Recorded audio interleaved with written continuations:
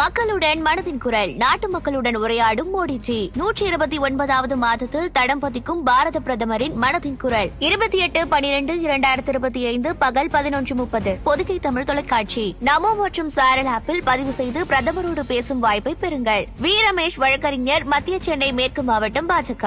உச்சத்தை தொட்ட தங்க விலை. மீட்க முடியாத அடகு நகையை விற்பதற்கு இதுவே சரியான நேரம். இனியும் யோசிக்காதீங்க. உங்க தங்க நகைய அதிக விலைக்கு விற்க சிறந்த வழி பிரைம் கோல்ட் ஹப். 9840551787.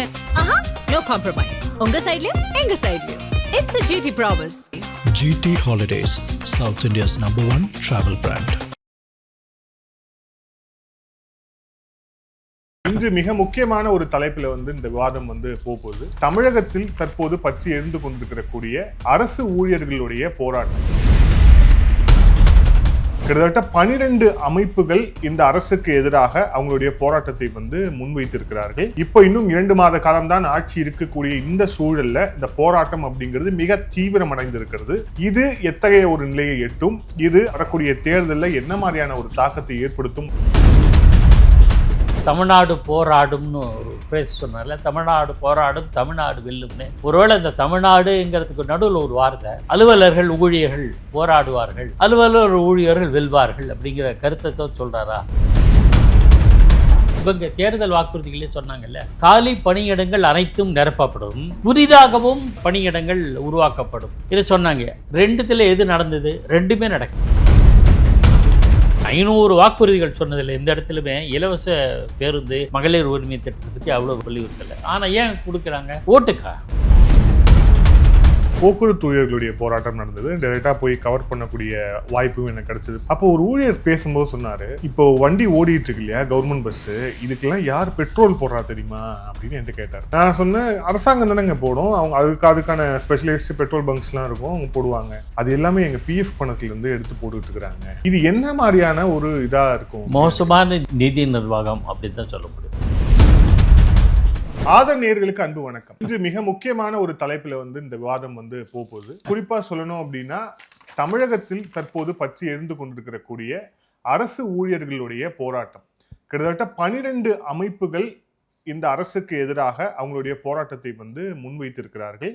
மிக குறிப்பா சொல்லணும் அப்படின்னா, 2021 சட்டமன்ற தேர்தலில் திமுகவை அளித்த தேர்தல் வாக்குறுதி, ஓல்டு பென்ஷன் ஸ்கீம் உள்ளிட்ட தேர்தல் வாக்குறுதிகளை திமுக நிறைவேற்றவில்லை.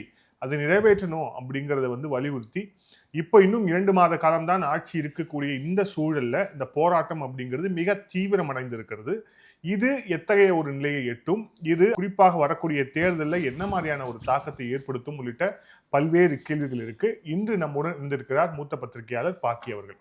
வணக்கம் சார். வணக்கம் வினோத் சார். அந்த அரசு ஊழியர்கள் போராட்டம் பற்றி விரிவா பேசலாம் அப்படின்ட்டு, அவங்களுடைய போராட்டத்துக்கு போறதுக்கு முன்பாக, ஒரு கட்சி ஆட்சிக்கு வரணும், ஒரு கட்சி அந்த அரியணை ஏறணும் அப்படின்னா அதுல அரசு ஊழியர்களுடைய அந்த பங்களிப்பு, அவர்களுடைய அந்த சப்போர்ட் அப்படிங்கிறது எந்த அளவுக்கு முக்கியம்? அரசு பணியாளர்கள் தான் தேர்தல் கால பணிகளை மேற்கொள்கிறாங்க. இது உங்களுக்கு எல்லாருக்கும் தெரிஞ்சது.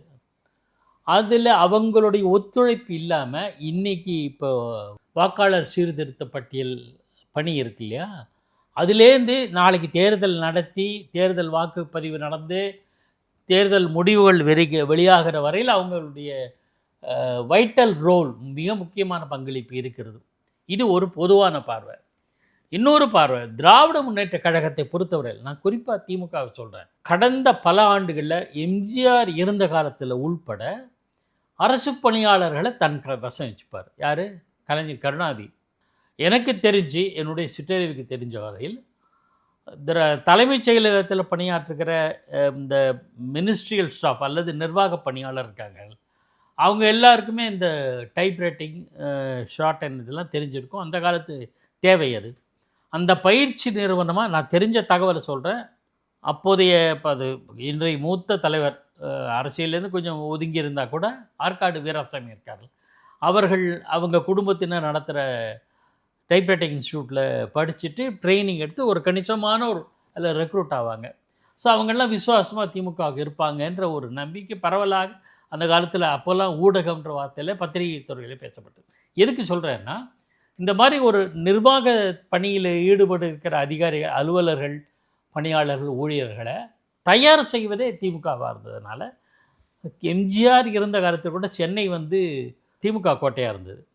இப்போ அந்த மாதிரியான அரசு பணியாளர்கள், சத்துணவு திட்ட சத்துணவு பணியாளர்கள் 50% அதிமுகவுக்கு இருந்தாங்க, அது வேறு விஷயம். ஆனால் சத்துணவு பணியாளர்களை அரசு பணியாளர்களாக்கி இது பண்ண பிறகு ஆசிரியர்கள், அரசு அலுவலர்கள், சத்துணவு பணியாளர்கள், அப்புறம் இப்போது மாநகராட்சி பணியாளர்களாக இருந்தது, இப்போ தூய்மை பணியாளர்களாக வந்தவங்க, இவங்க எல்லாரையுமே வந்து அரசு இப்போ திமுகவுக்கு ஆதரவாளர்களாக இருப்பாங்க. இதுதான் திமுகவோட பெரிய ஓட் பேங்க். அவங்க சில ஆயிரம் தான் இருப்பாங்க, சரி அதிகபட்சமாக இருந்தால் ஒரு சில லட்சம் இருக்கலாம்.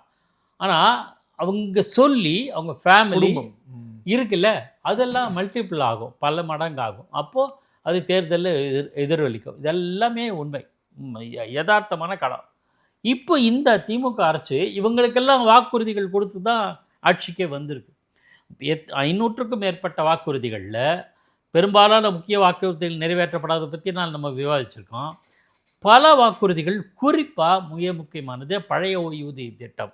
இல்லை, அதுதான் அது பார்க்கறதுக்கு முன்னாடி. ஸோ வந்து அரசாங்க ஊழியர்கள் நினைச்சாங்க அப்படின்னா ஒரு கட்சி வந்து ஆட்சிக்கு வரணுமா வர வேண்டாமா அப்படிங்கிறதே வாக்கு ரீதியாக மட்டும் இல்லை, அவர்களுடைய பணியில இருந்தும் அவங்களால செய்ய முடியும் சொல்றீங்க. ஓகே, இதுல இப்போ நீங்களே சொன்ன மாதிரி தேர்தல் வாக்குறுதி 2021 இப்பவும் திமுக வந்து அவங்களுடைய தேர்தல் வாக்குறுதியை வடிவமைப்பதற்கு ஒரு குழு போட்டுக்கிறாங்க. கனிமொழி, பழனிவேல், தியாகராஜன் உள்ளிட்டவர்களாக இருக்காங்க. இதே குழு தான் கிட்டத்தட்ட அப்பவும் இருந்தது. அதுல மிக முக்கியமா திமுக ஹைலைட் பண்ணி சொன்னது ஓல்டு பென்ஷன் ஸ்கீம், பழைய ஓய்வூதிய திட்டம் அப்படிங்கிறது. ஸோ அதை வந்து நாங்கள் வந்து கொண்டு வருவோம், அமல்படுத்துவோம் அப்படின்னு. ஆனால் ஆட்சி பொறுப்பேற்று கிட்டத்தட்ட 4.5 ஆண்டுகள் வந்து கடந்துடுச்சு. ஸோ இது வரைக்கும் அதுக்கான ஒரு முன்னெடுப்பு கூட, ஒரு அறிவிப்பு கூட எதுவுமே வந்து இப்போ வரைக்கும் வந்து திமுக அரசு தரப்புலேருந்து வரல அப்படிங்கிறத பார்க்கணும். ஸோ இப்போ அவர்களுடைய அந்த கோரிக்கை அதுக்கப்புறம் வந்து இவங்க நிறைவேற்றாதது, இது எப்படி புரிஞ்சு? நான் இன்னும் ஒரு பார்வையை முன்னெடுத்து வைக்கிறேன். அதாவது ஒருவேளை இந்தியாவில் பொதுவாக தமிழ்நாட்டில் சிறப்பாக நிதி நிலைமை காரணமாக பழைய ஓய்வூதிய திட்டத்தை நடைமுறைப்படுத்த முடியாத ஒரு சூழல் இருக்கலாம், அது ஒரு காரணம் சொல்கிறாங்க, அதிகாரிகள் சொல்கிறாங்க. இல்லை, நான் அது முழுக்க ஒதுக்கிடலை. ஆனால் வாக்குறுதியை சொன்னது வந்துட்டோம். வந்த அரசு பணியாளர்கள், ஆசிரியர்கள், பகுதி நேர ஆசிரியர்கள், மாற்றுத்திறனாளிகள் எல்லாரையும் கூப்பிட்டு எங்கள் பொசிஷன் இதுதான், இப்படியெல்லாம் கணக்கு போட்டு இவ்வளோ செஞ்சால் எங்களால் முடியாது கன்வின்ஸ் பண்ணுறதுக்குன்னு ஒன்று இருக்கு இல்லையா. அண்ணா வந்து ₹1 3 படி அரிசின்னு சொன்னார். அதாவது 3 படி லட்சியம், 1 படி நிச்சயம். அந்த ஃப்ரேஸை மாற்றிட்டார். ஆனால் ஒரு படியை போட்டார். எனக்கு தெரியும், ₹1 1 படி அரிசியை போட்ட குறுகிய காலம் தான் போட்டது ரேஷன் கடைக்கு வந்து போட்டார். அவரே சில கடைகளுக்கு வந்து இது பண்ணார், அது விஷயம். இப்போ அதுக்கு பிறகு மக்கள் யதார்த்தத்தை புரிஞ்சுக்கிட்டாங்க. சரி, நமக்கு விளைச்சல் இருக்குது, அரிசி தட்டுப்பாடு, மோசமான நிலையிலேருந்து ஓரளவு திருப்தியாக சாப்பிட்ற அளவில் வந்திருக்கோம் அப்படிங்கிற ஒரு மக்களும் புரிஞ்சுக்கிட்டாங்க. அதுக்கு மேலே டிமாண்ட் பண்ணலை இல்லையா. அது மக்கள் யதார்த்தத்தை புரிஞ்சுக்கிட்ட பிறகு யாராவது டிமாண்ட் பண்ணுவாங்களா? செய்வேன்னு சொன்னார், அட்லீஸ்ட் ஒரு பாதியாக செஞ்சு. இப்போ இவங்க பழைய ஓய்வூதிய திட்டங்களால் அமல்படுத்த முடியல, இதெல்லாம் காரணம். ஒருவேளை இப்போ இந்த மாதிரி நிலைமை மாறினா செய்யலாம் அப்படின்னு. ஒரு ஜெயலலிதா பீரியடில் ஒரு அரசு பணியாளர்களுக்கு எல்லாம் ஒரே ஸ்ட்ரைக்கில் ஒரு பேனாவில் வேலை நீக்கினாங்கன்னு பிரச்சாரம் பண்ணது திமுக. ஆனால் அவங்க மறுபடியும் அத்தனை பேரையும் மீதான வழக்குகள் ரத்து செய்யப்பட்டு பல்வேறு நிலைமைகள் மாறி அதே என்ஜிஓ யூனியன் என்று நினைக்கிறேன், அவங்க ஜெயலலிதா அம்மையாருக்கு விழாவே எடுத்தார்கள். அப்போது சொன்னாங்க, நான் கசப்பு மருந்து கொடுத்தேன், காரணம் நிதி தட்டுப்பாடு, அதனால் சில நடவடிக்கைகள் எடுத்தேன், இப்போ நிலைமை சுமூகமாகிடுச்சு, அதனால் இனிமேல் உங்கள் கோரிக்கையெல்லாம் நிறைவேற்றப்படும் அப்படின்னு சொன்னாங்க. இது 2001 ஆட்சிக்கு வந்த பிறகு ஏற்பட்டது நிலைமை. அதுக்கப்புறம் படிப்படியாக இம்ப்ரூவ் பண்ணாங்க, சில விஷயங்கள்லாம் இருந்தது. அப்போ அதுக்கப்புறம் தான் இது வந்தது, நம்ம பழைய நியூ பென்ஷன் ஸ்கீம் வந்தது. ஸோ இது ஒரு பக்கம் நடவடிக்கை போது கடும் அதிருப்தி ஏற்பட்டது அரசு அலுவலர்கள் மேலே. அரசு அலுவலர்களுக்கும் ஊழியர்களுக்கும் ஜெயலலிதா ஆட்சி மீது அதிருப்தியாக இருந்தது. ஆனால் கன்வின்ஸ் பண்ணாங்க. இப்போ கூட அது முழுமையாக கன்வின்ஸ் ஆனாங்கன்னு சொல்ல முடியுது. ஆனால் இப்போ கூட புடிமொழி போல் இதுதான் நிலைமை, 4 ஆண்டில் இவ்வளோ லட்சம் கடன் வாங்கிட்டோம், இவ்வளோ திட்டங்களுக்கு செலவழிச்சிட்டோம், இவ்வளோ வெல்ஃபேர் ஸ்கீம்ஸ் மக்கள் நல திட்டங்கள்லாம் கொண்டு வந்துட்டோம், அதனால் நீங்கள் போராடாதீங்க, உங்களுக்கு என்னென்ன வகையில் செய்ய முடியுமோ உங்களையும் கலந்து ஆலோசித்து வாக்குறுதிகளை வழங்குவோம் என்கிற ஒரு புரிதலோடு செயல்பட்டுருக்கலாம்ல. மாறாக பல்வேறு துறையினர் போராடிட்டு இருக்காங்க. தினமும் தூய்மை பணியாளர்கள் போராடுறாங்க, ஆங்கன்வாடிகள் ஊழியர்கள் போராடுறாங்க, அரசு தலைமைச் செயலகத்து பணியாளர்கள் பண்ண போகிறாங்க. ஸோ அரசு அலுவலர்கள், ஆசிரியர்கள், மாற்றுத்திறனாளிகள், பகுதி நேர ஆசிரியர்கள் எல்லாருமே போராட்ட களத்தில். மிக முக்கியமாக ரெவென்யூ அஃபீஷியல்ஸ், வருவாய்த்துறை மிக மிக முக்கியம். இப்போ நாளைக்கு தேர்தல் நடத்துறதுக்கு வருவாய்த்துறை அலுவலர்கள் தான் மிக முக்கியம். அப்போ நான் ஒரே ஒரு கேள்வி கேட்டேன், எல்லாரும் போராடுறாங்க, ஒருவேளை மாண்புமிகு முதலமைச்சர் அவர்கள் தமிழ்நாடு போராடும்னு ஒரு ஃப்ரேஸ் சொன்னார்ல, தமிழ்நாடு போராடும் தமிழ்நாடு வெல்லும்னு, ஒருவேளை இந்த தமிழ்நாடுங்கிறதுக்கு நடுவில் ஒரு வார்த்தை அலுவலர்கள் ஊழியர்கள் போராடுவார்கள், அலுவலர் ஊழியர்கள் வெல்வார்கள் அப்படிங்கிற கருத்தை தான் சொல்கிறாரா அப்படின்னு சொல்லி. தமிழ்நாடு போராடும்னு அவர் யாரை போராடும்னு சொன்னான்னு தெரியல, ஒருவேளை இவர்கள்லாம் போராடுவார்கள்னு மறைமுகமாக சொல்கிறாரா? அப்படி என்றால் இவர்கள் வெல்வார்கள் அப்படின்னு புரிஞ்சுக்கலாம். இதில் ஓல்டு பென்ஷன் ஸ்கீமை திருப்பி அமல்படுத்துறதுல நிதி நெருக்கடி வரும், ஏற்கனவே நம்ம வந்து 10 லட்சம் கோடி கிட்ட வந்து கடன் வாங்கி வச்சிருக்கிறோம், இதுவும் வந்து கொண்டு வந்தோம்னா இது கூடுதல் சுமை ஏற்படுத்தும் அப்படின்ட்டு வந்து கன்வின்ஸ் பண்ண வேண்டியது தானே அப்படின்னு நீங்கள் சொன்னீங்க. இப்போ இந்த ஃபினான்ஷியல் ஆங்கிள் அப்படிங்கிறது இந்த ஓல்டு பென்ஷன் ஸ்கீமை அமல்படுத்துவதில் இருக்கு.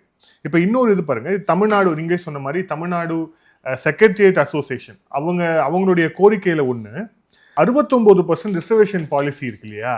ஸோ அந்த பாலிசி படி நீங்க வந்து கொண்டு வாங்க, ஊழியர்களை வந்து நியமனம் பண்ணுங்க.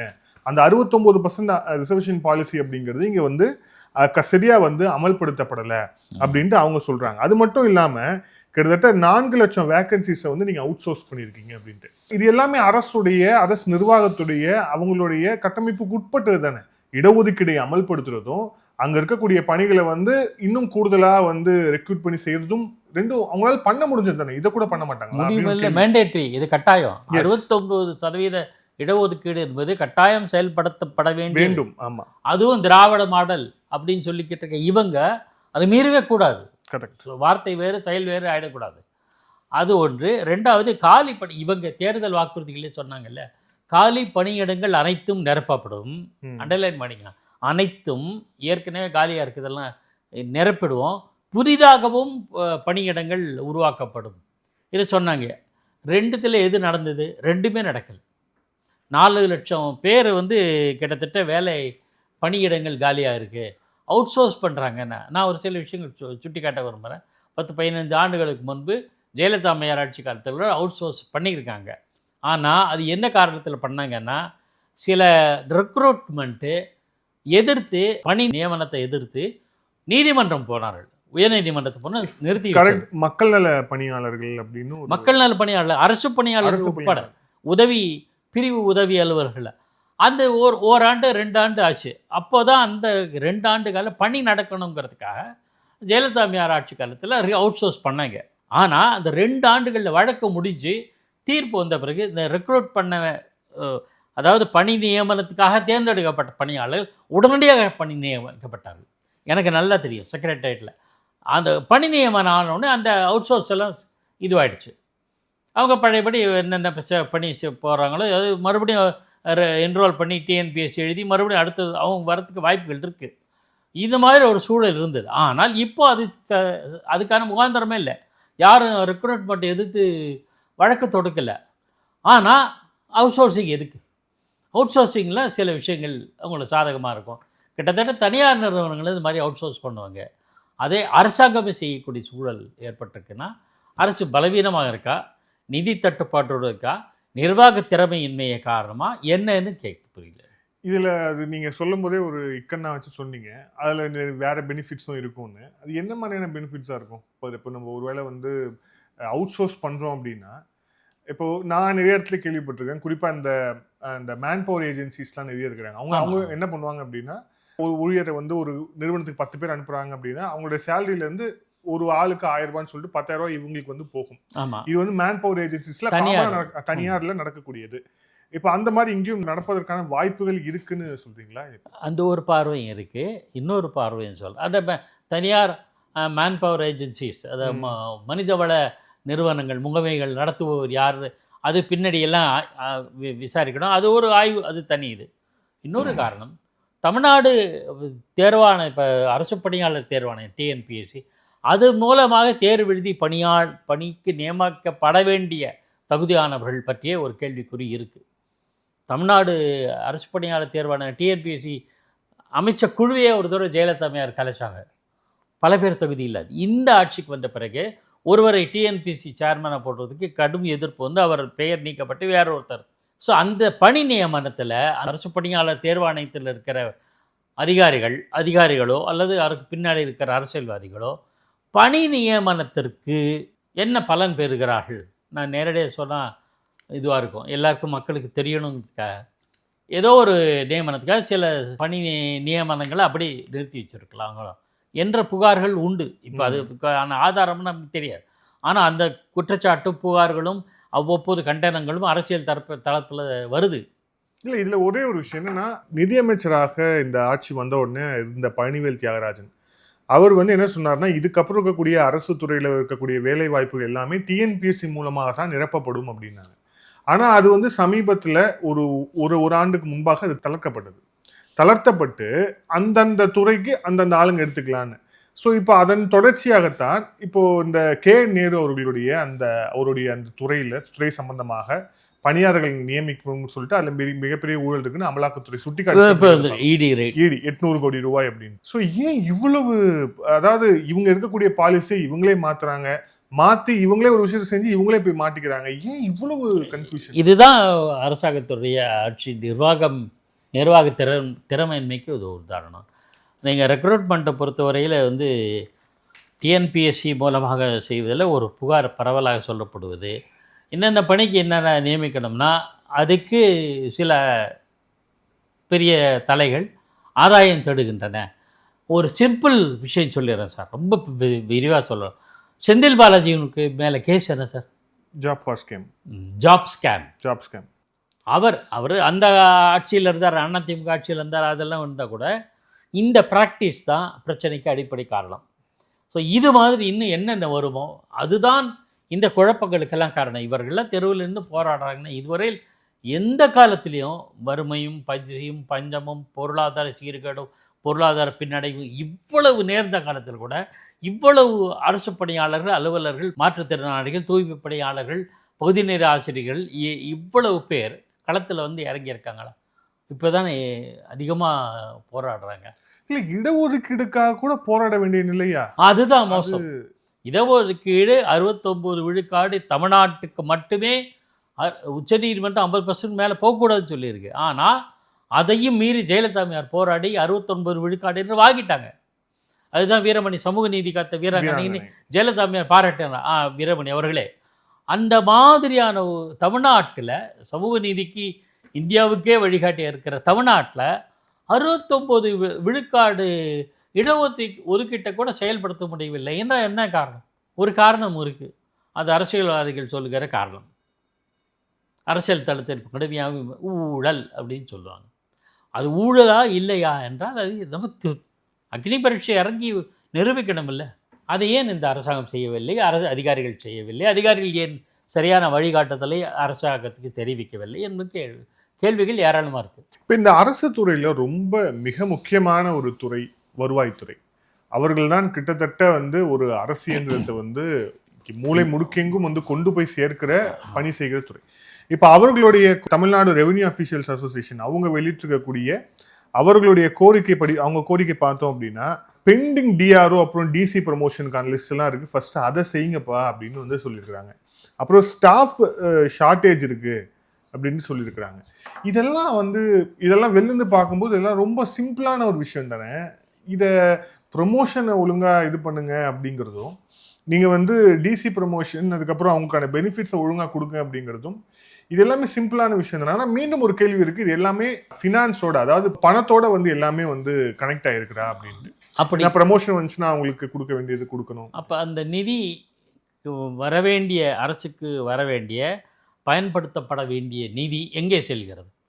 தமிழ்நாடு வந்து ஜிடிபியெலாம் அழகாக வளர்ந்துச்சு அப்படின்னு நேற்றைய தினம் கூட ஒரு கள்ளக்குறிச்சியில் பேசும்போது மாண்புமிகு முதலமைச்சர் பேசியிருக்காரு. பல விஷயங்களில் நாங்கள் தான் முன்னணியில், பொருளாதாரத்தில் முன்னணியில் இருக்கோம். இதில் குறிப்பிட்டிருக்காங்களா இல்லை தெரியல. இன்னொரு விஷயம், அரசு பல்கலைக்கழகங்களில் துணைவேந்தர் நியமனம் ஒரு சர்ச்சை. அது நமக்கு தெரியும், அரசியல் ஆட்சிக்கும் ஆளுநருக்கும் இடையிலான முரண்பாடு. அது ரைட்டு. ஆனால் டீச்சர்ஸ் ரெக்ரூட்மெண்ட் போர்டு இருக்கு இல்லையா, அது தமிழக அரசின் கட்டுப்பாட்டில் தானே இருக்குது. அதுதானே கல்லூரி விரிவுரையாளர்கள், பல்கலைக்கழக விரிவுரையாளர்கள், துணை பேராசிரியர்கள், பேராசிரியர்களை நியமனத்துக்கு அதுதானே பணி செய்கிறாங்க. தமிழ்நாட்டில் இருக்கிற அரசு பல்கலைக்கழகங்களில் ஆசிரியர் பணியிடங்கள் போதிய அளவு நிரப்பப்படவில்லை. இந்தியாவின் மிகப்பழைய 150-160 ஆண்டுகளுக்கும் மேலான பழமை வாய்ந்த சென்னை பல்கலைக்கழகத்தில் துணைவேந்தரில் அதெல்லாம் விட்டுரும், 68% ஆசிரியர் டீச்சர்ஸ் வேக்கன்சி இருக்குது. 68 விழுக்காடு ஆசிரியர்கள், உதவி ஆசிரியர்கள், துணை பேராசிரியர்கள், பேராசிரியர்கள், விரிவுரையாளர்கள், டியூட்டர்ஸு, இந்த மாதிரி டியூட்டர்ஸ் இப்போ இருக்கா தெரியல, அந்த பதவி இருக்காது. இந்த மாதிரி கல்லூரி பல்கலைக்கழக ஆசிரியர்கள் காலி இடங்களே 68 விழுக்காட்டு, 50% மேலே, பாதிக்கு மேலே காலியாக இருக்குது. அதை பற்றி என்ன கவனம் செலுத்துறீங்க? ஏன்னா இப்போ இந்த மெட்ராஸ் யூனிவர்சிட்டி விஷயத்துல வந்து அவங்களுக்கான பெனிஃபிட்ஸ் வரலன்ட்டு அந்த மெட்ராஸ் யூனிவர்சிட்டிக்கு இருந்த கார்பஸ் ஃபண்டை உடைச்சு அதுலேருந்து காசு எடுத்து கொடுக்குறாங்க. அதாவது உண்டியல் உடைச்சி வீட்டில் சாமிக்குன்னு உண்டியல் போடுவாங்கல்ல, அந்த உண்டியல் உடைச்சி அரிசி வாங்கினா அப்படி இருக்கும். அடிப்படை தேவைக்கு உண்டியல் உடைக்கிற மாதிரி பண்ணியிருக்காங்க. ஒன்று இது வந்து இது மட்டுமல்ல, அரசு கல்லூரிகளில், அரசு உதவி பெறும் தனியார் கல்லூரிகளிலும் காலி பணியிடங்கள் இன்னமும் நிரப்பப்படாமல் பல ஆயிரக்கணக்கில் உள்ளன. இப்போ ஒரு யூஜிசி பிரகாரம் ஒரு குறிப்பிட்ட காலம் வந்து தற்காலிக பணியாளர்கள் வைப்பாங்க, கன்சாலிடேட்டட் பேலாம் இருக்குது. கன்சாலிடேட் தொகுப்பு நிதியில் வாங்குகிற விரிவுரையாளர்கள், கல்லூரி ஆசிரியர்கள் ஏராளமான ஆயிரக்கணக்கானோர், 1000க்கு மேற்பட்ட இத்தனை பேர், அவர்கள் பணி நிரந்தரம் வரைமுறை செய்யப்படுது. ஒரு குறிப்பிட்ட காலம் இருந்துட்டால் தே வில் பி, அந்த சில தகுதி தேர்வுகள்லாம் எழுதி முடிச்சுட்டா தே வில் பி ஆட்டோமேட்டிக்கலி ரெகுலரைஸ்டு. அதெல்லாம் இருந்தது முன்னெல்லாம் 10 ஆண்டுகள் 15 ஆண்டுகளுக்கு முன்பு இருந்தது. இப்போ இல்லை. அவங்க இன்னும் தற்காலிக பணியாளர்களை அதாவது ஆசிரியர்களாகவே இருக்காங்க கல்லூரிகள் நிலைமை. அதாவது யார் இந்த ஏழை மாணவர்கள் குறைந்த கட்டணத்திலேயோ கல்லூரி படிப்பு, உயர்கல்வி படிக்கணும்னா தனியார், அரசு உதவி பெறும் தனியார் கல்லூரிகள், அரசு கல்லூரிகளில் படிப்பாங்க. அப்புறம் ஆய்வு பணி மற்ற மேற்படிப்பு, பட்ட மேற்படிப்பு படிக்கணும்னா பல்கலைக்கழகங்கள் வருவாங்க, அரசு பல்கலைக்கழகம். ஏன்னா அதெல்லாம் கொஞ்சம் ஃபீஸ் வந்து கம்பேரிட்டிவாக தனியார் நிறுவனங்களோட குறைவாக இருக்கும். அப்படி இவங்களுக்கு ஆசிரியர்களாக நியமிக்கப்பட வேண்டிய ஆசிரியர்கள், போதிய ஆசிரியர்கள் எண்ணிக்கை இல்லை என்றால் பாதிக்கப்படுவது யார்? ஏழை எளிய நடுத்தர மாணவர்கள் தான். ஆய்வு பணியோ கல்லூரி மேற்படிப்போ அல்லது பட்டப்படிப்போ எந்த படிப்போ படிப்பதற்கு அவர்களுக்கு வாய்ப்புகள் மறுக்கப்படுகின்றன என்று மறைமுகமாக மறுக்கப்படுவதாக தான் நம்ம எடுத்துக்க முடியும். இல்லைன்னா தனியார் பள்ளிகளில், தனியார் பள்ளிகள் ஓட்டுருவோம், அது கல்லூரிகள் எடுத்துக்கிட்டு தனியார் கல்லூரிகளுக்கு போவோம். தனியார் சுயநிதி கல்லூரிகள்னால் கட்டணம் அவன் ஃபிக்ஸ் பண்ணுவாங்க கட்டணத்தை. ஸோ அடுத்தது பலன் பெறுபவர் யார், பாதிக்கப்படுபவர்கள் யார் என்கிற கேள்வி மக்களுக்கு நன்றாக தெரிந்து விடுது. இதுக்கெல்லாம் விடை சொல்ல வேண்டிய யார்? அரசாங்கம். அப்போ அங்கே போக வேண்டிய நிதி, இந்த நிலைமை ஆந்திராவில் கிடையாது சார், பிற மாநிலங்களில் கிடையாது. வட மாநிலங்களில் கூட பெரிய வளர்ச்சிகள்லாம் கிடையாது, குறைபாடுகள்லாம் நம்ம சொல்லுவோம். கல்வி சிறந்தது தென் மாநிலங்களே தமிழ்நாடு தான் அப்படின்னு சொல்கிறோம். ஆனால் அண்டை மாநிலம் கேரளாவில் கிடையாது, கேரளத்தில் இல்லை. அப்போது இந்த நிலை அதிகமாக சுயநிதி கல்லூரிகள் இருக்கிற ஆந்திர மாநிலத்தில் கூட அந்த அளவுக்கு இல்லை. தமிழ்நாட்டில் இந்த நிலைமை என்றால் எங்கே சொல்வது? நான் சில உதாரணம் சொல்கிறேன். தமிழ்நாட்டில் இருக்க சில தனியார் நிகர்நிலை பல்கலைக்கழகங்கள் ஃபுல் ஃப்ளெட்ஜாக அவங்க பிற மாநிலங்களில் தொடங்கும் போது பல தனியார் பல்கலைக்கழக நிறுவனங்கள் சொல்கிறாங்க, எங்களுக்கு எந்த இடையூறும் இல்லை, எல்லா இடத்துலையும் இது தர வேண்டிய தேவையில்லை, கையூட்டு தர வேண்டிய தேவை அதிகமாக இல்லை, ஏதோ ஒரு கட்டம் அதோடு முடிஞ்சிருது. ஆனால் தமிழ்நாட்டில் எல்லா ஸ்டேஜிலும் இருக்குது என்று ஒரு தனியார் பல்கலைக்கழக நிறுவனர் என்கிட்ட சொன்னாங்க. எல்லா ஸ்டேஜ்லேயும் நம்ம கொடுக்க வேண்டியிருக்கு இந்த மாதிரி. அப்போ நாங்கள் என்ன செய்யறது, எங்களுக்கு வேறு என்ன சொல்கிறது என்று ஒரு லாஜிக்காக பேசுகிறார். அது சரியாக தப்பான்றது விட்டுருவோம். அவர் நடத்தினோம்னா, கல்லூரி கட்டடம் நடத்தினோம்னா கரெக்டு இருக்குது, தண்ணி வேணும், லேப் வேணும்னா அதுக்கு என்ன பண்ணுவாங்க?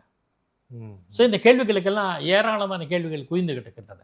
இதற்கு யார் பதில் சொல்வது? எப்படி யோசி? இதை இந்த அப்படின்னா எங்கோ சேர வேண்டிய பயன்படுத்தப்பட வேண்டிய நிதி வருது 48,000 கோடி மதுபான வருவாய். ஒரு தகவல் படிச்சுக்கும் போது வியப்பாது. விளம்பரத்துக்கு மட்டுமே அரசு விளம்பரத்துக்கு மட்டும் பல கோடி செலவு 830 கோடி என்னமோ சொன்னாங்க. 87% 2021-22 ஆட்சிக்கு வந்தபோது ஆண்டில் 87 விழுக்காடு செலவு பண்ணியிருக்காங்க. டெண்டல் விளம்பரத்துக்கு அதிகம்னு எடப்பாடி பழனிசாமி சுட்டி காட்டுறாங்க இந்த ஜூலையில். அப்புறம் டெண்டர் இல்லாமல் சில விளம்பரங்கள் வழங்கப்பட்டிருக்கின்றன. சில பேருக்கு அவார்டு பணியை கொடுத்துருக்காங்க. இதெல்லாம் மத்திய அரசினுடைய விளம்பர செலவு குறைஞ்சிருக்கு. 2018-19 1179 கோடி, 2023-24 708 கோடியே குறைஞ்சி போச்சு. மத்திய அரசாங்கம் விளம்பரம் பண்ணுது, ஆனால் அது குறைஞ்சி போச்சு. தமிழ்நாட்டில் விளம்பர செலவு அதிகரிச்சு. இதற்காக நீங்கள் விளம்பரத்தை தேடிக்கொள்ளுகிறீர்களா? நீங்கள் செயல்பாடுகள் தானே விளம்பரத்தை தேடி தந்துள்ளோம். பெருந்தலைவர் காமராஜர் காலத்தில் நம்ம அரசாங்கம் செஞ்ச சாதனைகள்லாம் படமாக எடுக்கலாம் அப்படின்னா அது படத்துக்கு எவ்வளோ செலவாகும்னாலும் சில 1000 கோடிகள் லட்சம் கோடி என்னமோ சொல்லியிருப்பாங்க. அதுக்கு ஒரு ஃபேக்டரி ஆரம்பிச்சிடலையா அப்படின்னாராம். கேள்விப்பட்டேன் நான். அந்த மாதிரி நிதியை அப்படி விரயம் செய்கிற ஒன்று. 2வது தேவையில்லை நலத்திட்டங்கள் என்ற பேரில் 500 வாக்குறுதிகள் சொன்னதில் எந்த இடத்துலையுமே இலவச பேருந்து மகளிர் உரிமை திட்டத்தை பற்றி அவ்வளோ வலியுறுத்தலை. ஆனால் ஏன் கொடுக்குறாங்க? ஓட்டுக்கா? அப்படி கேள்வி வருது இல்லை? அதெல்லாம் தேவையற்ற செலவுகளை குறைத்து தேவையான செலவுகளை மேற்கொண்டாலே போகும். இப்போ இதெல்லாமே கடந்து போக்குவரத்து ஊழியர்களுடைய போராட்டம் நடந்தது. டைரெக்டாக போய் கவர் பண்ணக்கூடிய வாய்ப்பும் எனக்கு கிடச்சிது. பல்லவன் நிலையம் அருகே அவங்க போராடினாங்க. அப்போ ஒரு ஊழியர் பேசும்போது சொன்னார், சார் இப்போ வண்டி ஓடிட்டு இருக்கு இல்லையா கவர்மெண்ட் பஸ்ஸு, இதுக்கெல்லாம் யார் பெட்ரோல் போடுறா தெரியுமா அப்படின்னு என்கிட்ட கேட்டார். நான் சொன்னேன், அரசாங்கம் தானேங்க போடும், அவங்க அதுக்கான ஸ்பெஷலிஸ்ட் பெட்ரோல் பங்க்ஸ்லாம் இருக்கும், அவங்க போடுவாங்க. அது எல்லாமே எங்கள் பிஎஃப் பணத்துலேருந்து எடுத்து போட்டுக்கிட்டு இருக்கிறாங்க. நான் என்னோட பொண்ணு கல்யாணத்துக்காக நான் அது பணம் வரும்னு வெயிட் பண்ணிட்டு இருக்கிறேன். இன்னும் 2 வருஷம் ஆச்சு, இன்னும் எனக்கு அந்த பணம் வரல. இப்போ நான் என் பொண்ணுக்கு நான் எப்படி இது பண்ணுவேன்? அந்த பணத்தை எடுத்து இவங்க பெட்ரோல் போட்டுட்டு இருந்தாங்கன்னா அப்போ இவங்க என்ன பண்ணுவாங்கன்னு. இந்த அளவுக்கு அரசாங்க ஊழியர்கள் அப்படிங்கிறது அவங்களுடைய அந்த பெனிஃபிட்ஸை வச்சு தான் அவங்களுடைய அந்த ரெஸ்ட் ஆஃப் லைஃப், அவங்களுடைய அந்த காலத்தை ஃபுல்லாமே கட்டமைக்கக்கூடிய இடத்துல அவங்க அங்கே தான் இருக்கிறாங்க. ஆனால் அந்த காசை எடுத்து செலவு பண்ணுறது, கார்ப்பரேட் ஃபண்டை எடுக்கிறது அப்படின்னா இது என்ன மாதிரியான ஒரு இதாக இருக்கும்? மோசமான நிதி நிர்வாகம் அப்படின்னு தான் சொல்ல முடியும். எமர்ஜென்சிக்கு தான் பயன்படும். அந்த கார்ப்பரேட் ஃபண்டோ இது மாதிரியான சேமிப்போ இருக்கலாம், அதை செலவழிக்கக்கூடாதுன்னு யாரும் சொல்ல. ஆனால் எந்த செலவு இது? இப்போ நான் எங்கள் பேங்க்கில் ஒரு 2 லட்சம் போட்டுருன்னு வச்சுங்களேன், எனக்கு ஹோட்டல் சாப்பாட்டுக்காக அந்த 2 லட்சம் ஃபிக்ஸட் டெபாசிட்லேருந்து எடுக்கக்கூடாது. எனக்கு செஸ்ட் பெயின் வந்துச்சு, ஹார்ட் அட்டாக் வந்துச்சு, பைபாஸ் சர்ஜரி பண்ணணும், அதில் இந்த பணம் எடுக்கலாம். தேவைன்னு ஒன்று இருக்கு இல்லையா? நீங்கள் எந்த எமர்ஜென்சி பீரியட் இக்கட்டான சூழல் தமிழ்நாட்டுக்கு இருக்கானா? இல்லை. வறட்சி, பெரிய வெள்ள ஒரு சில இயற்கை பெற்ற சீற்றங்கள்லாம் இருக்குது. அதை போய் மத்திய அரசு தரலான்றீங்க. அப்போ இங்கே இருக்கிற நிதி எங்கே போகுது? இதில் கேள்வியெல்லாம் இருக்குது. அதெல்லாம் எமர்ஜென்சிக்கு பயன்படுத்த வேண்டிய கார்ப்பஸ் ஃபண்டோ தொகுப்பு நிதியோ அதற்காக அத்தியாவசிய தேவை தலைபோற தேவைக்கு தான் பயன்படுத்தணும். அடிப்படை தேவைக்கே அதை பயன்படுத்தினா நிதி நிர்வாகம் மிக மோசம் என்பதை தவிர வேறு என்ன? சிம்பிள். அதே தான். நம்ம எங்கே வர வேண்டியவை வருகிறதா, முறையாக அரசாங்கத்துக்கு சேருகிறதா, அதுதான் பார்க்கணும். அப்படி பார்க்கும்போது பல்வேறு கேள்விகள், பதில் சொல்லப்படாத கேள்விகள் இன்னும் இருக்குது.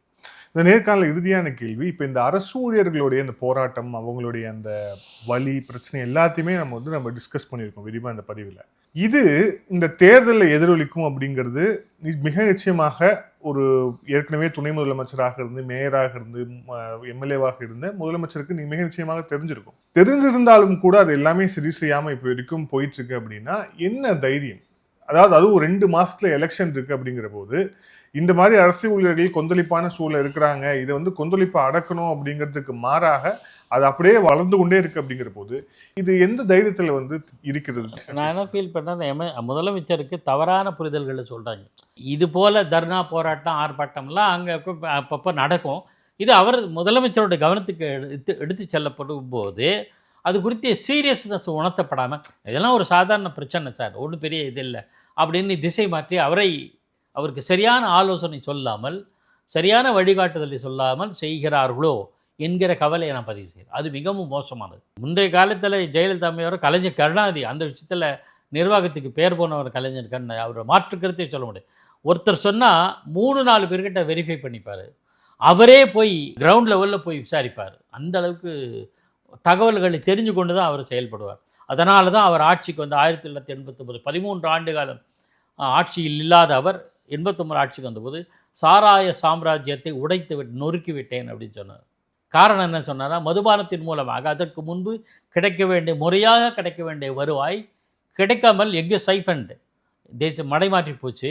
அதை அத்தனையும் அடைச்சு தமிழ்நாடு அரசாங்கத்துக்கு மதுபானம் மூலமாக கிடைக்க வேண்டிய வருவாயை பெற ஆரம்பித்து விட்டோம் சொல்லிட்டு, களஞ்சியமும் காலி கஜானாவும் காலி, எங்கள் மண்டை காலி இல்லைன்னு சொன்னார். என்னன்னா இப்போ நிதி நிலைமை மோசம் இருக்குன்னா அந்த மோசமான நிலையை எப்படி சமாளிப்பது என்றதை பார்வை வேணும். அந்த பார்வை அணுகுமுறை யார் சரியாக யோசனை சொல்லுகிறார்களோ அவர்களை பக்கத்தில் வைத்து கொள்ள வேண்டும். யார் சொல்லுகிறார்களோ குறைகள் சுட்டி காட்டுறார்களோ அவருடைய அதாவது குறையில் இது சரி நியாயம் இருக்கா இல்லையான்னு அனலைஸ் பண்ணி அதுக்கான முடிவுகளை செய்ய வேண்டும். அப்படி அந்த பாதையில் சென்றால் நல்லதுன்னு முதலமைச்சருக்கு நல்லதுன்னு சொல்லுகிறேன். நன்றி சார். பல்வேறு கேள்விகள் thank you sir. Thank you so much. Aadhan தொலைக்காட்சிக்கு நெஞ்சார்ந்த நன்றி. தேங்க்யூ.